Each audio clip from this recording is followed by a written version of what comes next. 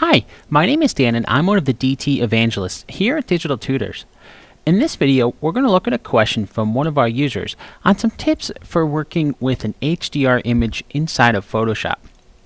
Okay, so to illustrate this, I have an HDR image that's taken from the HDRI workflow with Maya and Photoshop course. Now, when we're working with an HDR image, there's a couple things we want to keep in mind. One is that while we could come in here, create new layers, go ahead into our paintbrush tool, maybe I'll change the color.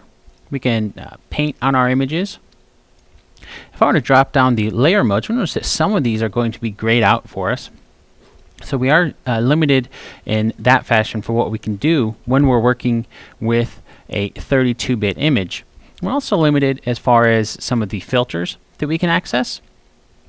Now, if you're not sure if you're working in 32-bit mode, there's a very simple way we can check this, and that is to come up to the top of the image here and look on the title bar. We can see it's telling us it's working RGB mode as well as 32-bit color mode.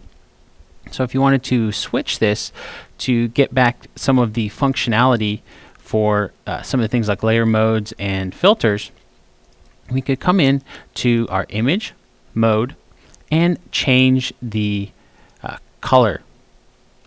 Now you notice that we'll get some messages here for converting, but now we're working in an 8-bit image, so it's no longer an HDR image, but we also have all of our layer modes as well as all of our filters back.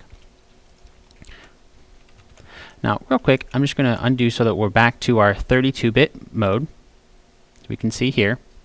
Now, when we're working with an HDR image, depending on your particular system, when you open an image, it may appear to be, say, washed out or too dark to where we can't see some of the changes that we're making.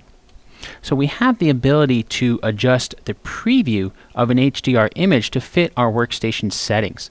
So to do this, we can go to View, 32-bit Preview Options. Now in here, we'll have this little window where we can adjust our exposure. Say if we were to bring this all the way down, see that our image is pretty hard to see. But if we have, depending on our workstation settings for our monitor or whatever, we may need to adjust this. It's just adjusting the preview, so it's not adjusting the actual output image. Okay, so those are a couple different things that we can do for working with an HDR image if they're not really working in a way that we'd expect. Now, if you want to learn more about the HDR images as well as a great workflow for working with HDR images, check out the HDRI workflow with Maya and Photoshop course.